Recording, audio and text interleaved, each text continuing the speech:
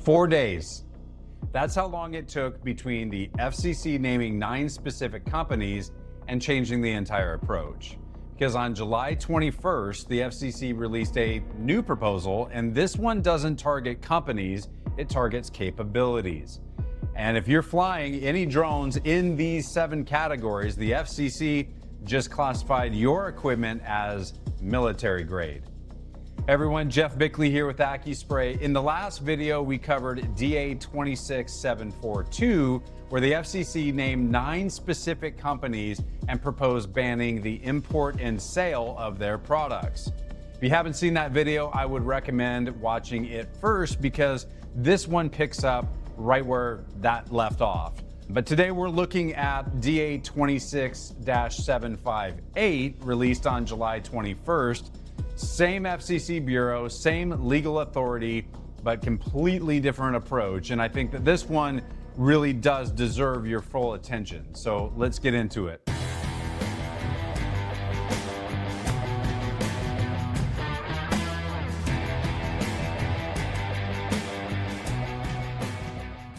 So in the last video, I walked you through the FCC's process. They built a template on communications equipment, then applied the same steps to drones. DA 26-742 was the first proposal under that template, targeting 9 specific companies, and 7 of which appeared to be DJI shell operations based on the FCC's evidence.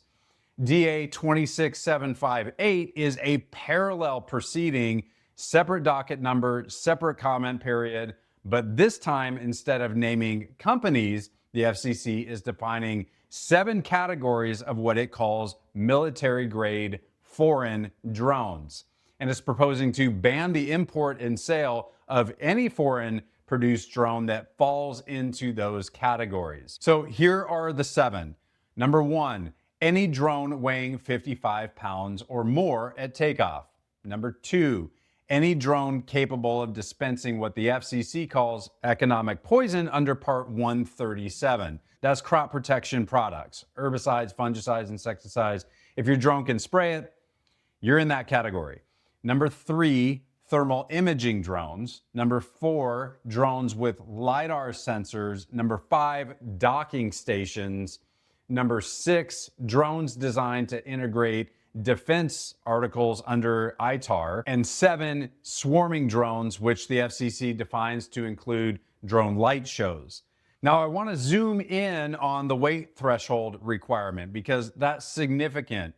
Being in the agricultural spray drone space, there are very few drones out there that are commercially available and viable that are under the 55 pound and up threshold, under the 44807. So virtually all of them would hit at least 2 categories, weight and economic poison. But now I want to be clear how the FCC is framing the spray drone classification because the language here matters. This is FCC's actual reasoning. They're citing FAA's Part 137 definition of economic poison, which includes any substance intended for preventing, destroying, or mitigating insects, weeds, fungi, or other pests. That's the definition of crop protection products. The FCC then connects that capability to national security by saying, and I'm quoting from the proposal, aerosol dispensing platforms operating independently or in a swarm can carry out mass chemical or biological attacks against U.S. persons or food supply. So the logic is straightforward from their perspective. A drone that can spray crop protection on a soybean field has the same physical capability as a drone that could deliver something far worse.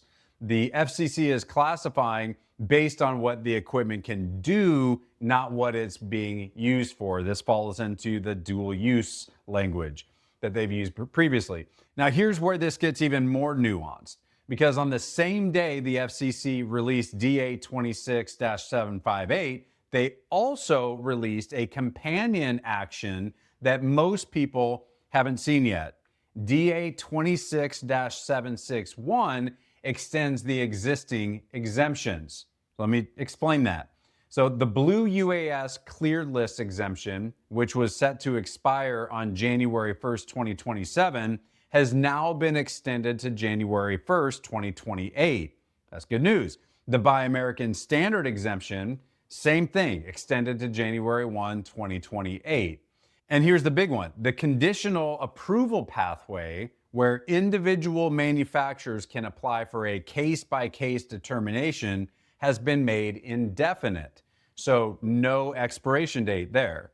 As long as the manufacturer follows its onshoring plan and passes updated vetting, the approval stays in effect. And that's important context because the FCC is simultaneously doing two things. They're tightening the restriction framework on foreign military-grade equipment and giving compliant manufacturers more runway and more certainty. So what does all this mean practically to you? If you already own equipment, nothing changes. The proposal explicitly says, just like the other one did, that continued use and operation of already purchased drones is not affected. You're not getting grounded. I can't say that more clearly. This is being stated over and over and over under every action that we've seen so far coming out of the FCC. But if your equipment falls under Blue UAS, Buy American, or conditional approval, you now have additional protection and more time. But if the proposal is adopted, the import and sale of new foreign-produced drones in any of these 7 categories would be prohibited. Now, the comment period is the critical window. The FCC is specifically asking for data on economic and supply chain impacts. They tentatively concluded that the impact would be minor, pointing to billions of dollars in domestic manufacturing investment. But they're also explicitly inviting the ag industry to push back with real numbers. That's the opportunity. So let me bring this together. In the span of 5 days, from July 17th to July 21st, the FCC released 3 coordinated actions. DA 26742 targeted specific companies. DA 26-758 targets equipment categories. And DA 26-761 extends protection for manufacturers that are seeking to onshore this technology. That's the playbook. They are naming companies, they're defining the restricted capabilities, and they're seeking to protect the compliant path forward. Now, if you're watching this series, you already know the direction. Nothing about these actions changes that. But the timeline continues to compress and the scope continues to expand.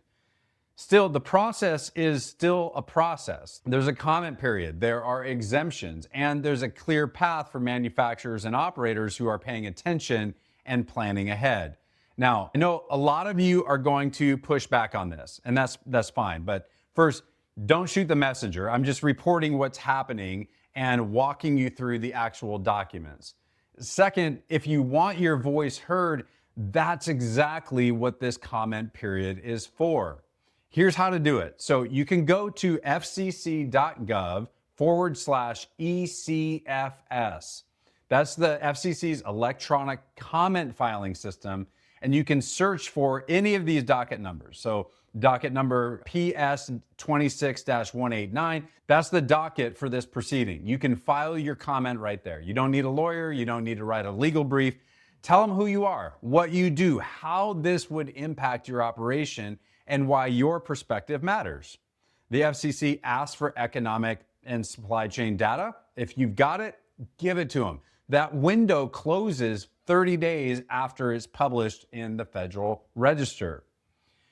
So I encourage you to take that action. Now, if these kinds of breakdowns are helpful to you as you plan your operations, hit subscribe, turn on notifications so that you don't miss the next one. This stuff is moving fast, and the more people who understand what's actually happening, I think the better the conversation gets. And then last note, if you've been on the fence about upgrading your equipment or expanding your fleet, now's the time to pull that trigger. You just procrastinate at your own risk. But anyway, until next time, be safe, fly smart, and keep building.